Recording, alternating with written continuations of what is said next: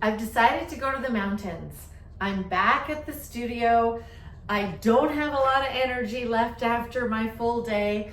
It's about 4 o'clock, but I promised you something, so here I am doing it.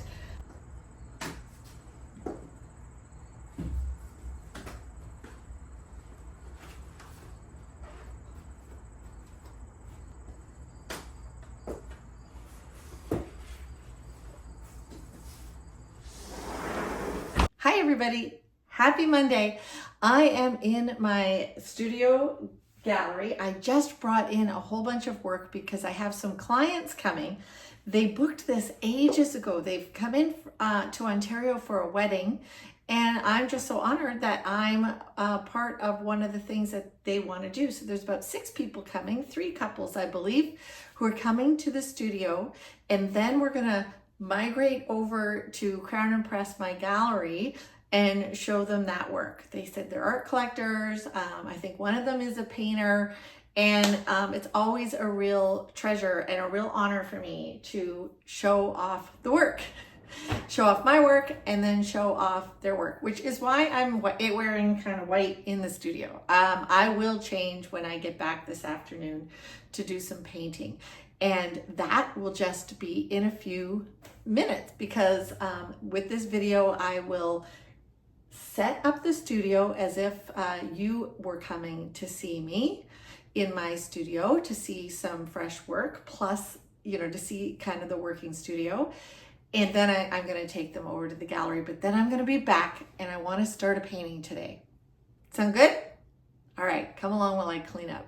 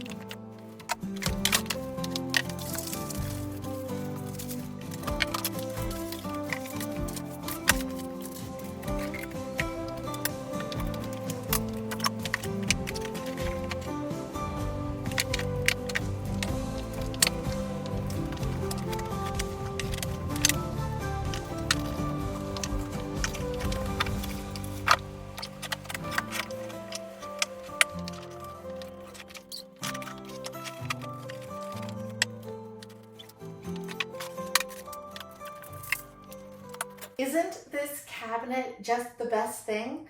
I had found this cabinet at an antique market years ago. My husband hated it. I loved it. I put it in my studio on James Street in Hamilton when I had a studio kind of gallery there.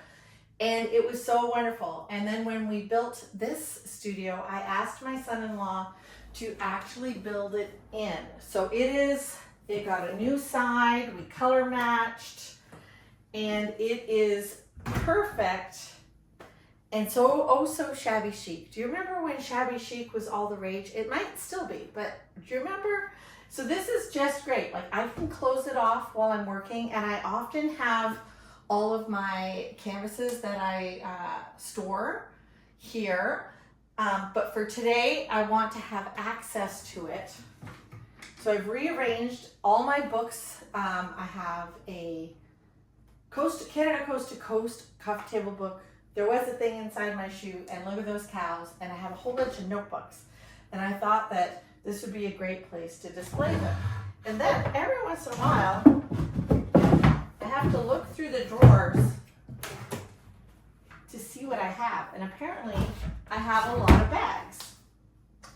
So that's good because I have a studio tour coming up, and if they want to buy some notebooks and smaller items, I can put them all in those bags. But honestly, I think I should go through them and take the bags to the gallery. They'd be better used there because I haven't looked in these drawers in over a year. So there you go. But what do you think? Isn't it just fantastic? In my cleaning up, I have discovered a lot of business cards that are really fun. They're heavy. They've got fun images on them.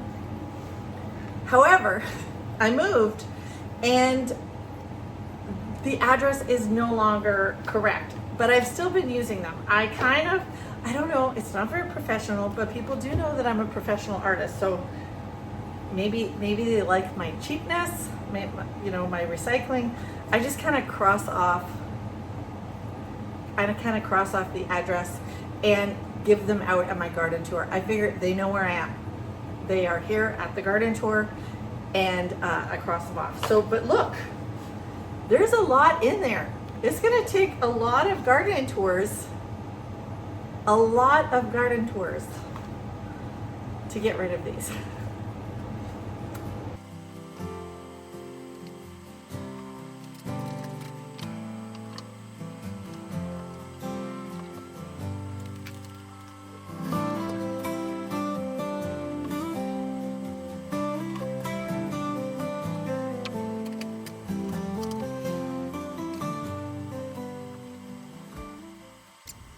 Okay, I think this is good. I think this is good enough for a studio visit, because I think people, when they want to come, they want to see things in process. They want to see how I work. So if it was pristine, that would not be truth-telling. So I'm going to flip the camera around now and show you what I've done. So let's come in from the front door. Okay.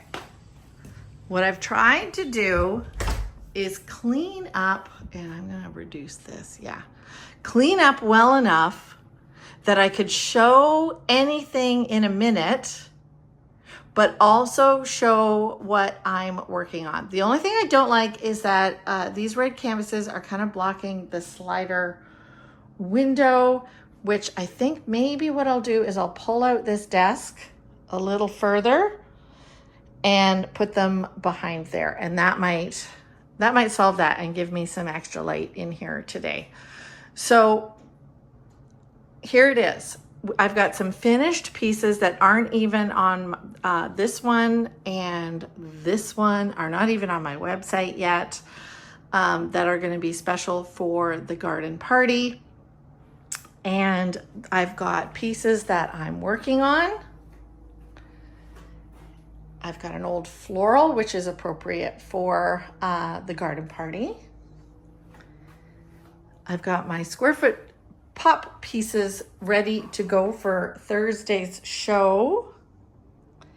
And here are my smaller pieces, because I really don't have anywhere to put them on the wall in here. But here are the smaller pieces. So these are prints. So a lot of these are embellished prints. This is not embellished, this one. So it's smooth. This one is not embellished as well, and it's smooth. This one, I embellished the heck out of it. This one came out too dark from the printer, and I had to solve it, and it's almost a completely different painting. This one is got so much paint on it that I almost think I could call it an original. This is embellished as well, and you can see the texture. So this is my little print stack. If you see anything you like, let me know. So here's my little print stack for them to go through. There are some smaller originals, and I'm realizing that I don't have a lot of small original paintings, but that's okay. And I think I have some at the gallery that are meant for here that I just haven't picked up. So I will take them after I'm here to the gallery. Phew, I've cleaned up. Sometimes this green chair that I have, sometimes I think I want to get rid of that, but I end up sitting in this green chair a lot and staring at paintings and doing YouTube editing and all of that. So I will keep it, but after they come today, I will take them for coffee to the cafe gallery and I'll show them around, but then I'll be back in just a minute and we'll work on some more stuff. All right, so now we are at the gallery. So this is a treat actually because this is Karen Reimer, and she follows me on YouTube. And I did not know that until the end of our visit over at the studio in my yard. So they walked around the studio and then we found out, and then Karen said that she would be on this little bit of the clip of bringing her to the gallery. So what do you think, Karen? I am impressed. I am thrilled to be here. Well, what do you do? I do acrylic painting, I do cold wax and oil painting, and I used to do silk painting. Is there a website? Sorry, no. Is there an website. Instagram? No Instagram. Oh, okay. So Karen has to take my business of art course. I do. But she started painting when you retired, correct? Yes, I did. Right? About 10 years ago. Perfect. So we're closed here at Crown and Press. We're closed, but we opened for Karen and her group, and I won't show off the group. We're making a special pot of coffee, and they're going to look around at the gallery. So have you seen the gallery in my YouTubes as well? I have seen your gallery. So what do you think in person? This is bigger than I had imagined. Right? We get that a lot. And what Karen said in my studio, and I'm curious if you guys think so too, when she came into my studio, she said, oh my goodness, it's so much smaller than I thought. So we get the two things. The opposites, right? The opposites. Yeah. So, all right, well, I'm going to turn the camera off now. And oh, there's your husband getting in the... Nope, that's not your husband. That's somebody else's husband. We'll get him out of it. All right. We'll sign off now. Karen, it's so nice of you to come and see me, and let's go explore the gallery. All right, thank you. Oh my goodness, that was so fun. Karen and her husband had 2 siblings with them, and with their husbands, or with their partners, so there were 6 of them all together, and we explored the gallery. They were so lovely. They've come in from Manitoba, like I said, for a wedding. It was so great. We explored the gallery, we looked at work, they bought artwork, they supported Canadian artwork, and they bought books and notebooks. What an absolute treat for me to have shown them. We made them coffee, gave them some cookies. I think it was really fun. We had a really great time. It's such a pleasure for me to show the gallery, and now I gotta go back to work. I've decided to go to the mountains. I'm back at the studio. I don't have a lot of energy left after my full day. It's about 4 o'clock, but I promised you something, so here I am doing it.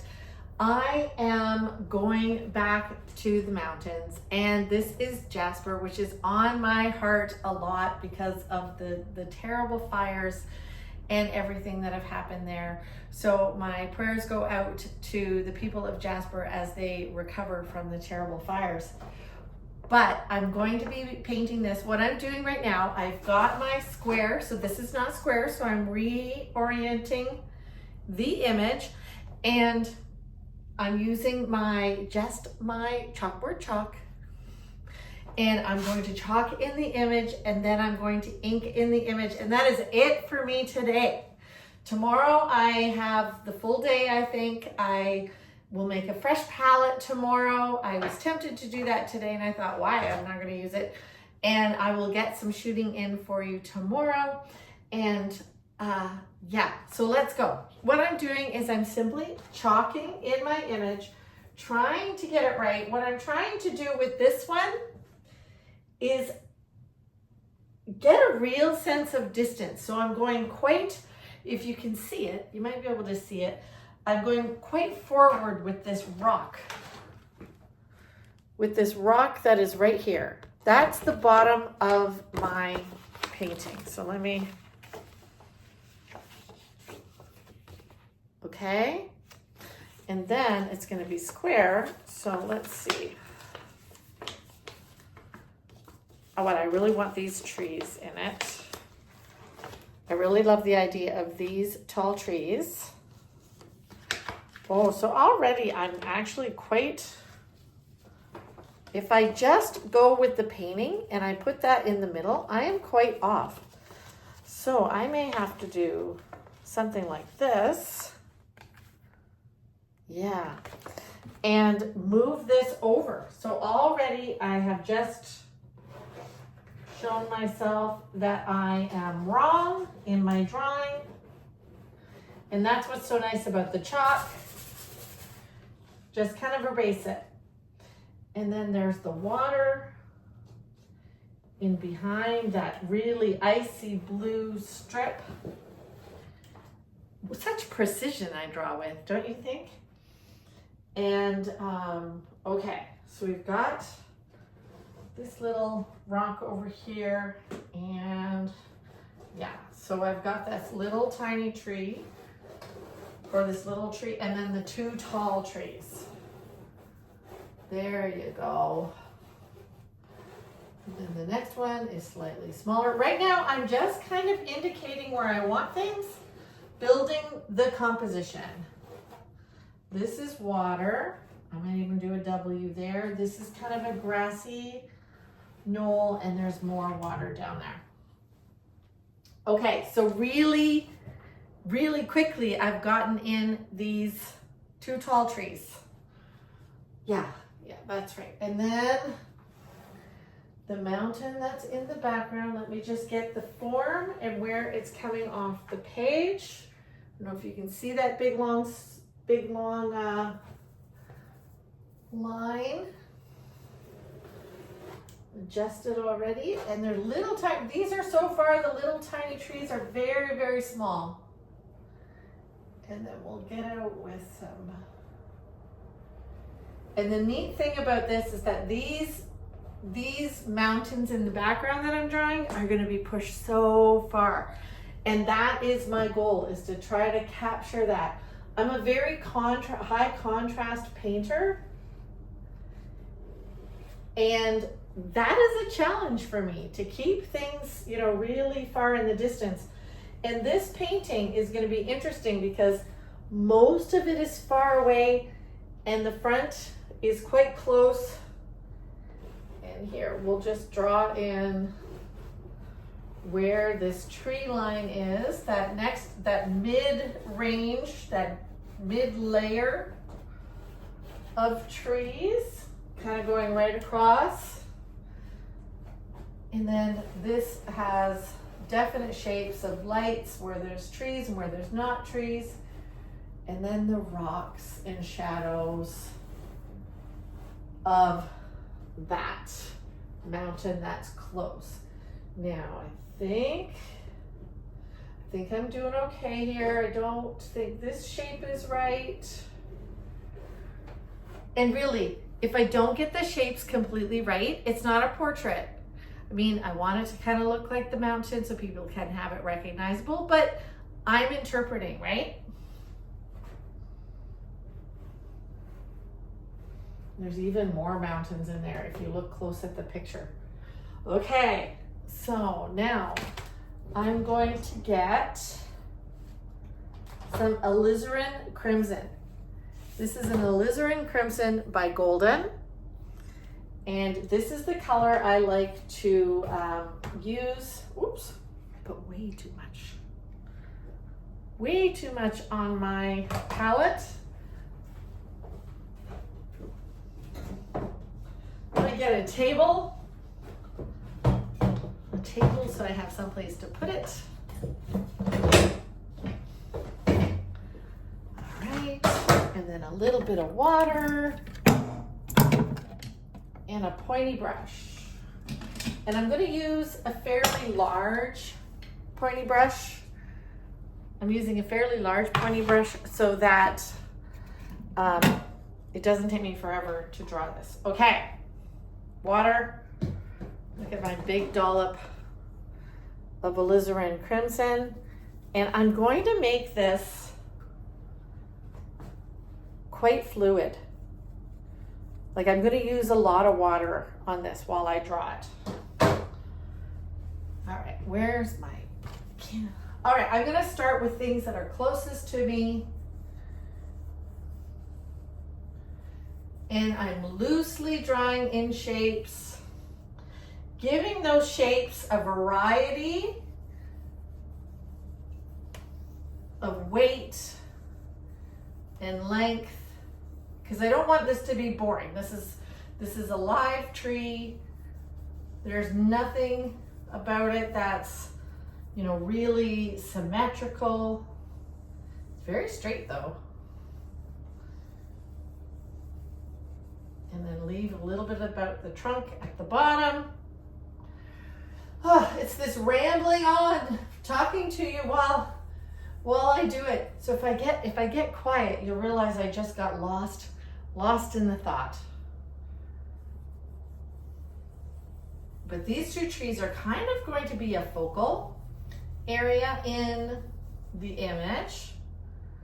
And this one's got a bit of a, so I gave it a good press there because that one's got a lot bigger trunk.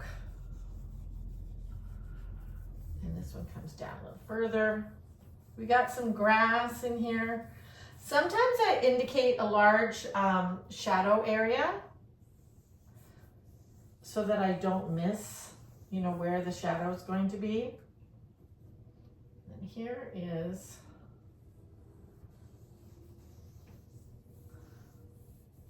a little evergreen. It's so sweet.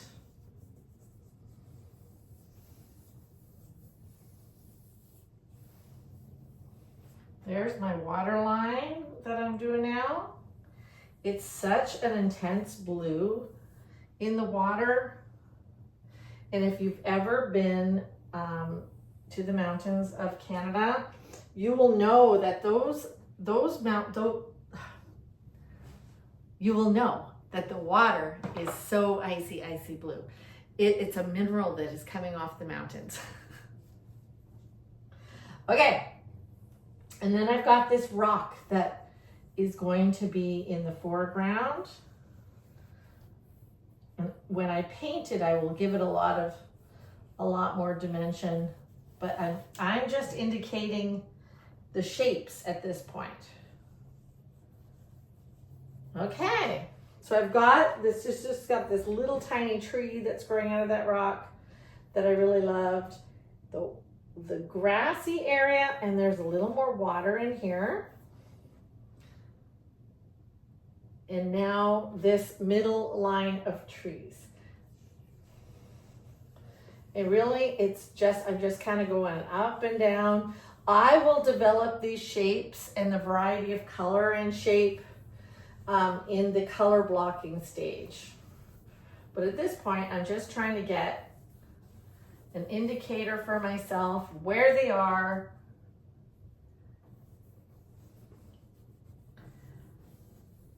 Some thick, some thin, give it a variety, and try not to make this a straight line that just goes straight across the canvas. So I'm just drawing in those trees. Okay, look at that. It's halfway inked. That's what I call it, inked in. So now we've got the mountain, and this is where I'm going to correct this drawing, the chalk drawing. Okay.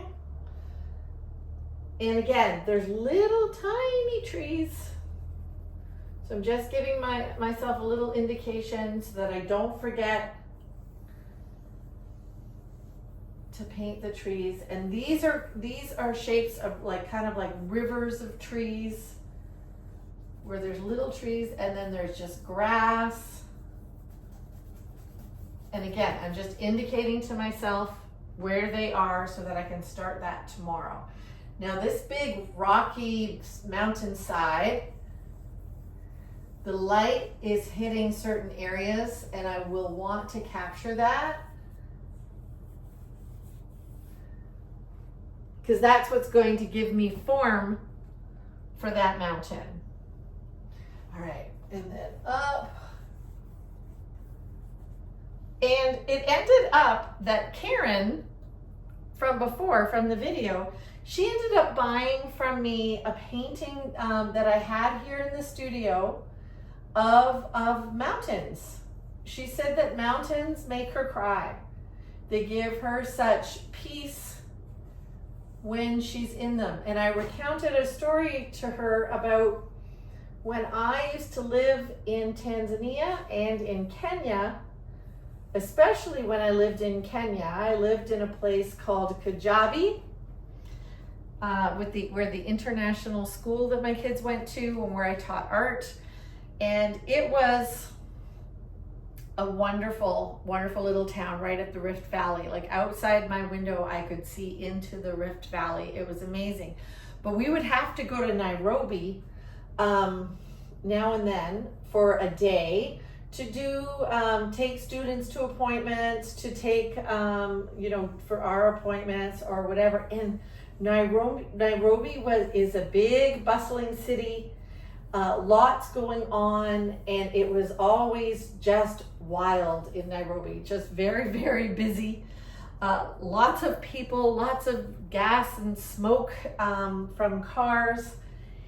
And whenever I would drive back up into Kajabi, we would go through out of the city, up the kind of like the escarpment and the hills. We would start passing tea farms and sheep pastures, and the release of peace as we would drive up there was like tangible. It was like fresh air, fresh everything. And that is what Karen said mountains do for her. So it was really lovely to have that conversation because it reminded me of my time in Kenya. Okay, I have it fully color blocked in or inked in. You see what I've done, how I've inked it in.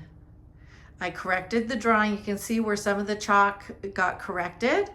Because once you start laying down that burgundy ink, you get a little bit more of an idea of, oops, ending up in a painting on the other side. You get a little bit more of an idea. So I will start the color blocking of this tomorrow. So thank you for coming back and visiting my studio today. You even got to visit my gallery today, Crown and Press. I so appreciated the visits from Karen and her family. They were absolutely lovely. Hi, Karen. And I hope that you enjoyed the video today. I hope you enjoyed seeing how a day in the life of an artist can be very busy painting, but it also can be very busy with meeting friends, meeting new collectors, and introducing, as a gallery owner, introducing art to new collectors. They didn't just buy my art, they bought pieces from other artists in my gallery, and I was really thrilled to have that happen. So like and subscribe, follow for more. We'll see you in the next one. And do something artsy. I keep forgetting to say that. That's supposed to be my last line. Do something artsy today.